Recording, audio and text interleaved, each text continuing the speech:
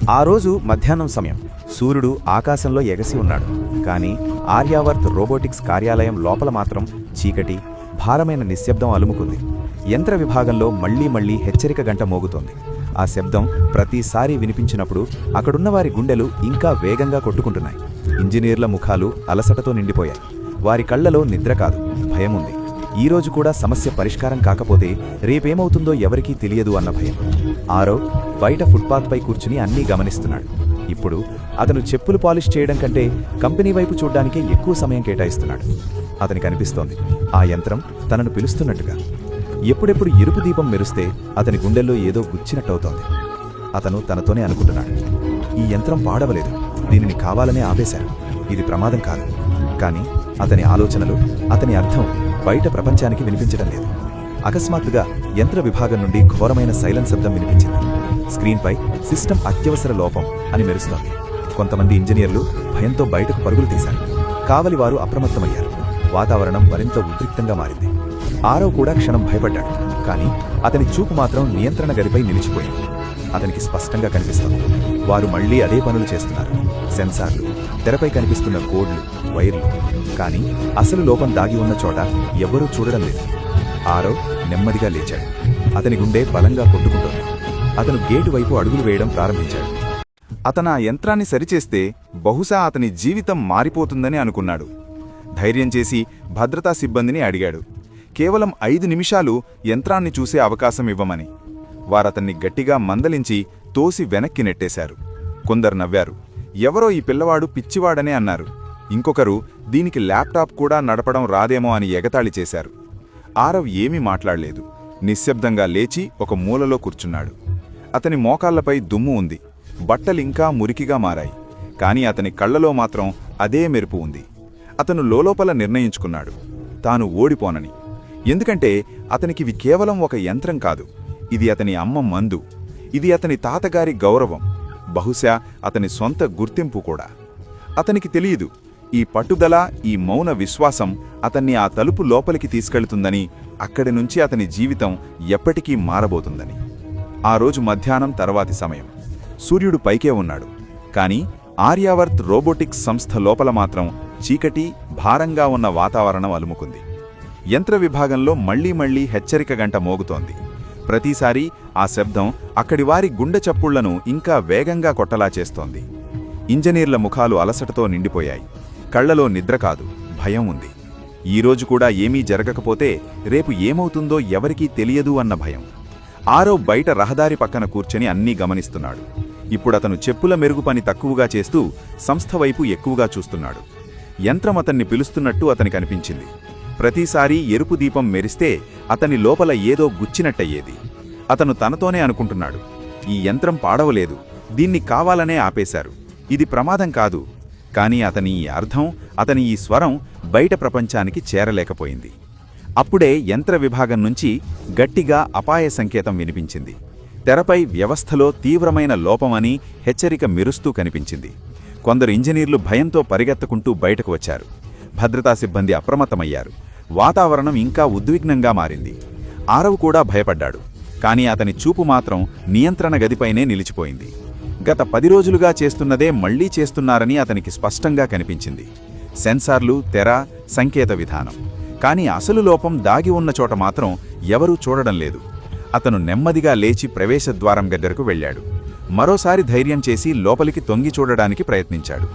అప్పుడే ఒక భద్రతా సిబ్బంది అతన్ని గమనించి కోపంగా అరిచాడు, ఏమిటరా, మళ్లీ ఇక్కడికి ఎందుకొస్తావు అంటూ ఆరవ్ను బలంగా తోసేశాడు. ఆరవ్ సమతుల్యత కోల్పోయి రోడ్డుపై పడిపోయాడు. అతని చేతిలోని బ్రష్, ద్రవసీసా దూరంగా వెళ్లిపడ్డాయి. కొందరు ఆగి చూడసాగారు. ఎవరో నవ్వుతూ ఈ పిల్లవాడు నిజంగా పిచ్చివాడని అన్నారు.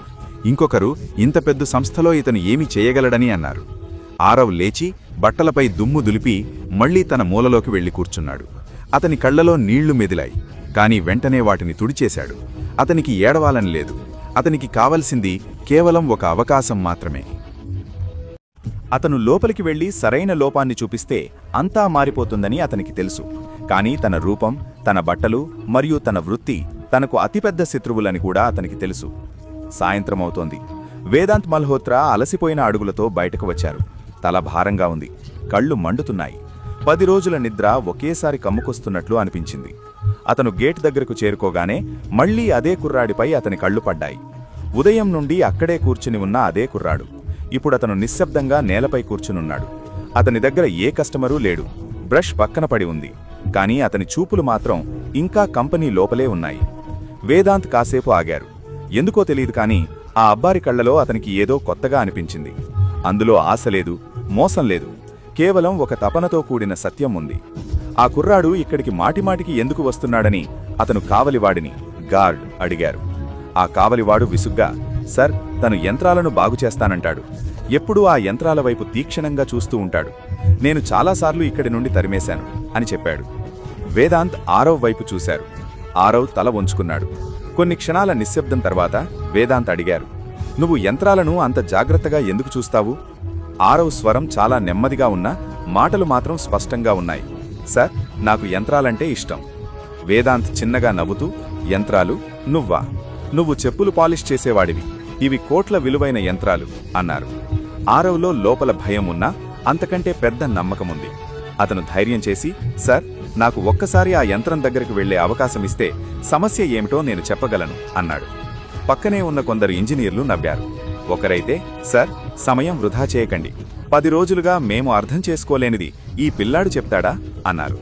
కాని ఆరవ్ మౌనంగా ఉన్నాడు. అతను కేవలం వేదాంత్ కళ్లలోకి చూశాడు. అది ఎలా ఉందంటే అతను వేదాంత్తో కాదు, అతని అంతరాత్మతో మాట్లాడుతున్నట్లు ఉంది. వేదాంత్ మనసులో ఏదో కదిలింది. అతనికి ఒక్కసారిగా తన బాల్యం గుర్తొచ్చింది.